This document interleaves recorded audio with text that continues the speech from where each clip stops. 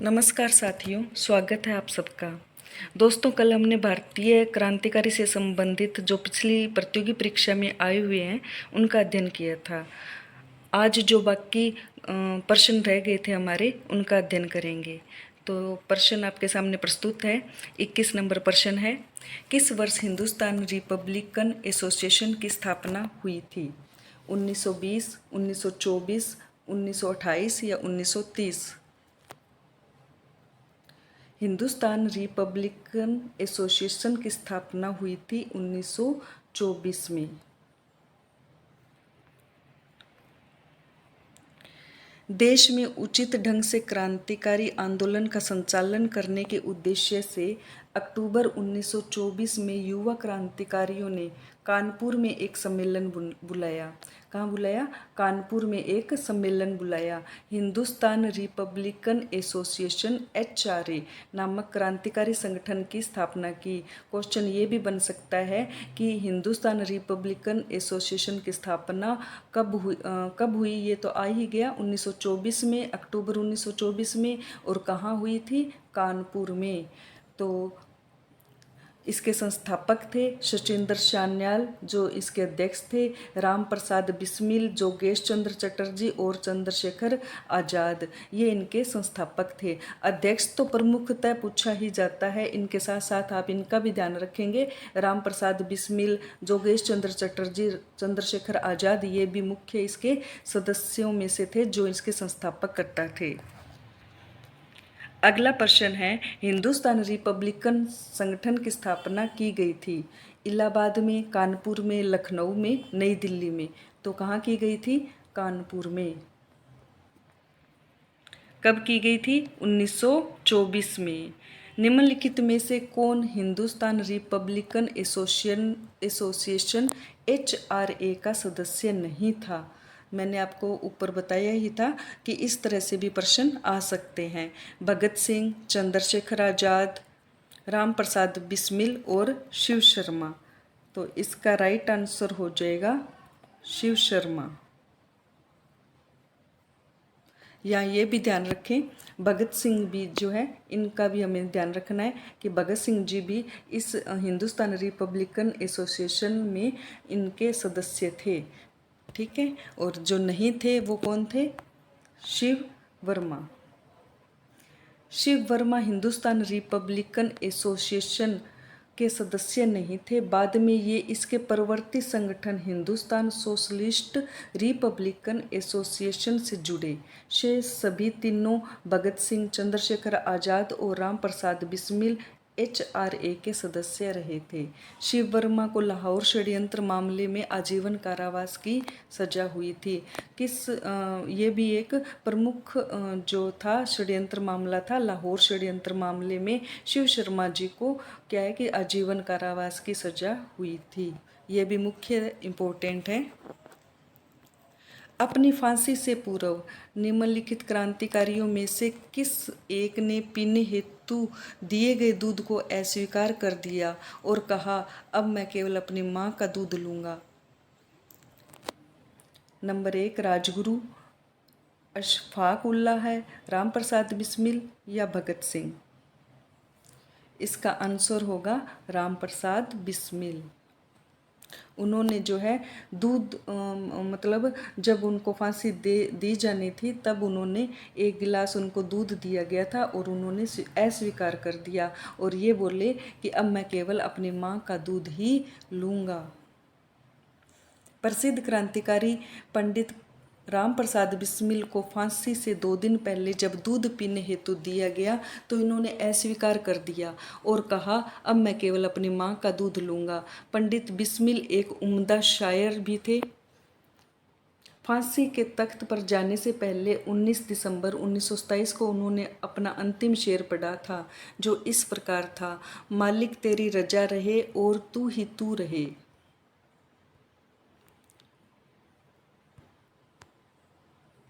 मालिक तेरी रजा रहे और तू ही तू रहे, बाकी न मैं रहूं ना मेरी आरजू रहे, जब तक तन में सांस रगों में लहू रहे, तेरी ही जिक्र यार और तेरी ही जुस्तजू रहे।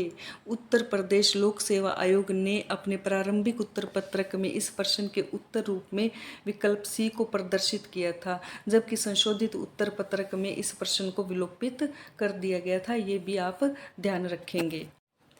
अगला जो प्रश्न है, निम्नलिखित पंक्तियों को किसने लिखा? सरफरोशी की तमन्ना अब हमारे दिल में है, देखना है जोर कितना बाजुए का तिल में है। तो बिस्मिल ने, राजगुरु ने, भगत सिंह ने या आज़ाद ने?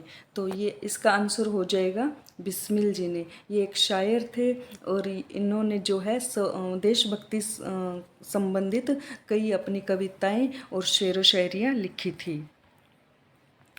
काकोरी कांड में शामिल भारत के महान क्रांतिकारी नेता राम प्रसाद बिस्मिल ने सरफरोशी की तमन्ना गीत लिखा।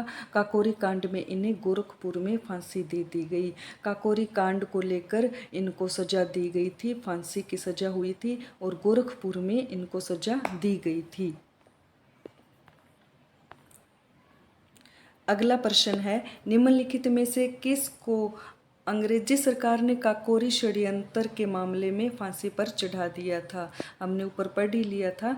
भगत सिंह, राम प्रसाद बिस्मिल, चंद्रशेखर आजाद, बटुकेश्वर दत्त। तो इसका राइट आंसर हो जाएगा राम प्रसाद बिस्मिल। नेक्स्ट प्रश्न है, इसकी व्याख्या देख लेते हैं अपने।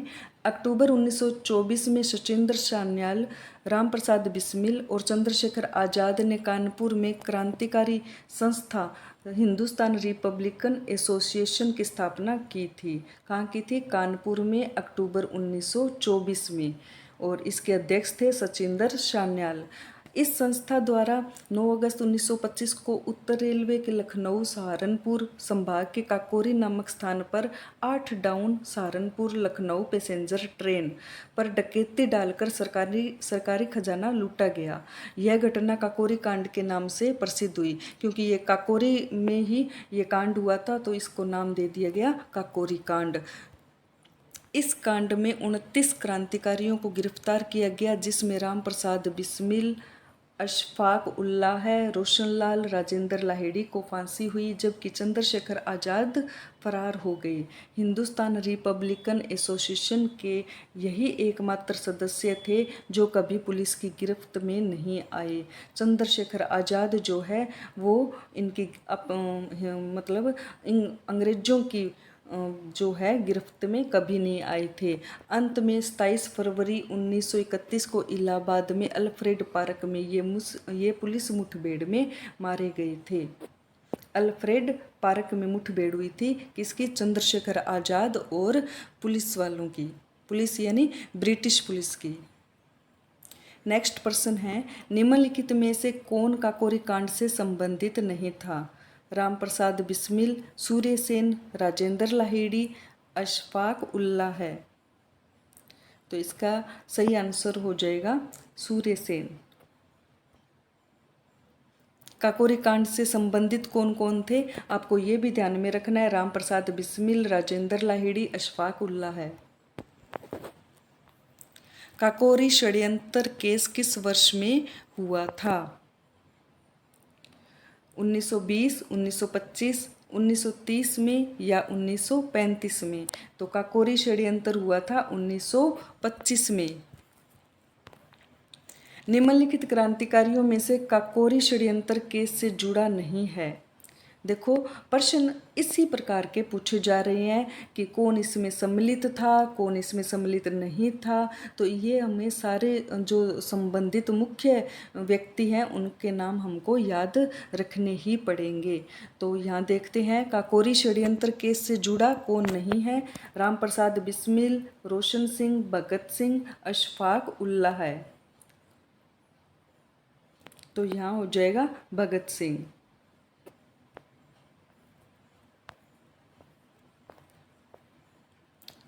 अगला जो प्रश्न है, निम्नलिखित में से काकोरी कांड से जुड़ा कौन क्रांतिकारी मुकदमे से बच निकला था? सचिंदर नाथ बख्शी, मुकुंदी लाल, चंद्रशेखर आजाद, मम्मथ नाथ गुप्त। तो इसका हो जाएगा कि बच के कौन निकल गया था क्रांतिकारी मुकदमे से? चंद्रशेखर आज़ाद। और ये कभी भी अंग्रेज़ों की गिरफ्त में नहीं आए थे, और लास्ट में अंग्रेज़ों की गिरफ्त में तो नहीं आए, लेकिन मुठभेड़ में ये मारे गए थे या शहीद हो गए थे। शहीद कहना ज़्यादा उचित रहेगा। निम्नलिखित में से वह कौन था जो काकोरी षड्यंत्र कांड में फांसी की सजा से बच गया था?